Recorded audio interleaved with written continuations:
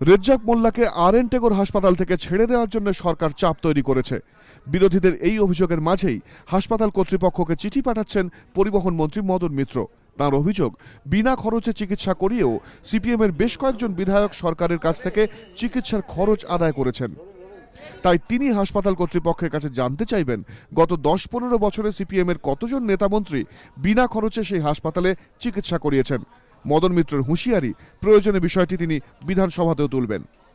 আমি মুকুন্দপুরের দেবী শেঠি হাসপাতালের কর্তৃপক্ষের কাছে জানতে চাইছি অফিসিয়ালি চিঠি দিয়ে যে গত 15-20 বছরে কতজন সিপিএম এর নেতা আপনাদের হাসপাতালে ভর্তি হয়েছিল এবং তারা কতদিন ছিল, কত টাকা খরচ হয়েছিল এবং বিনা পয়সায় একটা পয়সাও না দিয়ে তারা কতজন চলে গিয়েছিল।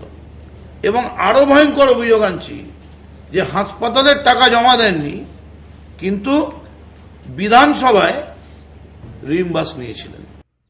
মদন মিত্র চিঠি লেখা প্রসঙ্গে তীব্র কটাক্ষ করেন বিরোধী দলনেতা। বলেন, পরিবহন দপ্তর কবে থেকে স্বাস্থ্য দপ্তর দেখতে শুরু করলো জানি না।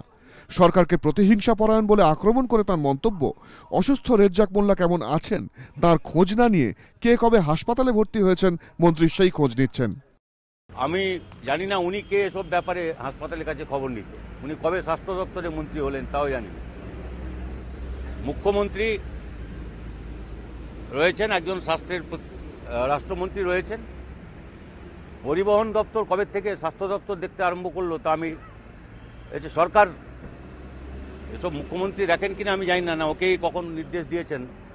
ওর নির্দেশ ছাড়া কেউ কিছু করতে পারে আমার মনে হয় না। রেজ্জাক নিগ্রহ কাণ্ড ও তার 48 ঘন্টা পরে ভাঙড় কাণ্ডে তোলপাড় হয় রাজ্য রাজনীতি। শাসক বিরোধী চাপানুতোর তুঙ্গে ওঠে।